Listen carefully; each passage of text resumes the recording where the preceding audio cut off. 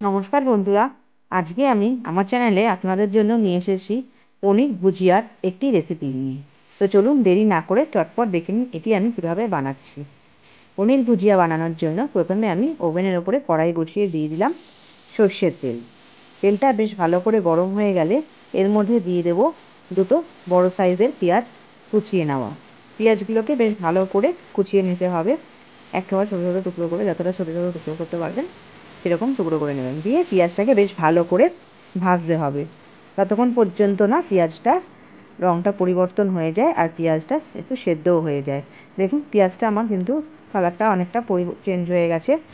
এবার এই পেঁয়াজটাকে আমি আরও কিছুক্ষণ নাড়তে থাকবো। আর গ্যাসের ফ্লেমটা কিন্তু এক্ষেত্রে একেবারে মিডিয়ামে রাখতে হবে, হাই ফ্লেমে রাখলে পেঁয়াজটা কিন্তু পুড়ে যাবে। এরপরে আমি এর মধ্যে দিয়ে দেবো একটা ছোটো সাইজের ক্যাপসিকাম কুচিয়ে রাখা।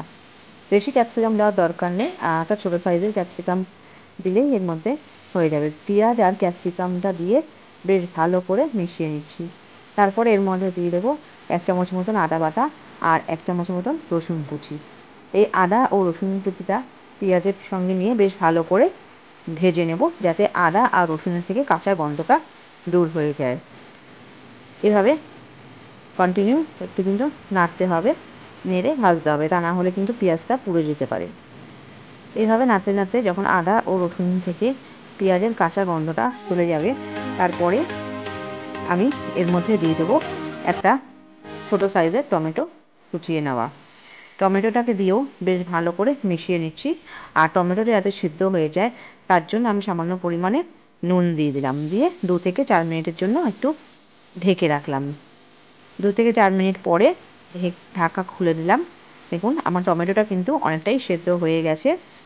এবার এর মধ্যে আমি একে একে গুঁড়ো মশলাগুলো অ্যাড করবো। খুব সাধারণ গুঁড়ো মশলা, হলুদ গুঁড়ো, লঙ্কার গুঁড়ো, জিরে গুঁড়ো, ধনের গুঁড়ো, সামান্য গরম মশলার গুঁড়ো দিয়ে বেশ ভালো করে মিশিয়ে নিলাম।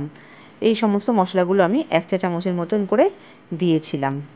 এই মশলাগুলো দিয়ে ভালো করে মিশিয়ে নিচ্ছি, যাতে মশলা থেকে কাঁচা গন্ধটা দূর হয়ে যায়। এবার আমি এখানে 200 গ্রাম মতন পনির নিয়েছি। পনিরটাকে আপনারা চাইলে গ্রেট করেও দিতে পারেন বা হাতের সাহায্যে ম্যাশ করেও দিতে পারেন। আমি এখানে 200 গ্রাম মতন পনির কিছুটা গ্রেট করে আর কিছুটা হাতে ম্যাশ করে দিয়েছি। দিয়ে বেশ ভালো করে এই মশলাগুলোর সঙ্গে মিশিয়ে নিচ্ছি আর ভেজে নেব। গ্যাসের ফ্লেমটা কিন্তু মিডিয়ামেই রাখতে হবে, আর মিডিয়ামে রেখে পনিরগুলোকে এই সমস্ত উপকরণের সঙ্গে বেশ ভালো করে ভাজতে হবে। 5 থেকে 6 মিনিট পর্যন্ত কিন্তু এরমভাবে ক্রমাগত ভাজতে হবে, একভাবে রাখা যাবে না, তাহলে কিন্তু পনিরটা যেহেতু খুব সফট হয় তাহলে পুড়ে যেতে পারে। এভাবে কন্টিনিউ নাড়তে নাড়তে কিন্তু আমার আজকের পনির ভুজিয়া প্রায় রেডিই হয়ে গেছে। এই পনিরের রেসিপিটি আপনারা কিন্তু বাড়িতে অবশ্যই ট্রাই করবেন। ওপর থেকে দিয়ে দিলাম সামান্য ধনেপাতা কুচি। এই পনির ভুজিয়া যে কোনো রুটি, পরোটা, নান সব কিছুর সঙ্গেই কিন্তু খেতে অসাধারণ লাগে, আর এতে তৈরি করতেও খুব কম সময় লাগে। তো বাড়িতে অবশ্যই বানিয়ে দেখুন পনির ভুজিয়া, আর আমাকে কমেন্ট বক্সে কমেন্ট করে জানাতে অবশ্যই ভুলবেন না যে রেসিপিটি কেমন হলো। ভালো হলে লাইক, শেয়ার, সাবস্ক্রাইব অবশ্যই করবেন। আপনি যদি আমার চ্যানেলের নতুন বন্ধু হয়ে থাকেন তাহলে আমার চ্যানেলটিকে অবশ্যই সাবস্ক্রাইব করবেন। ধন্যবাদ।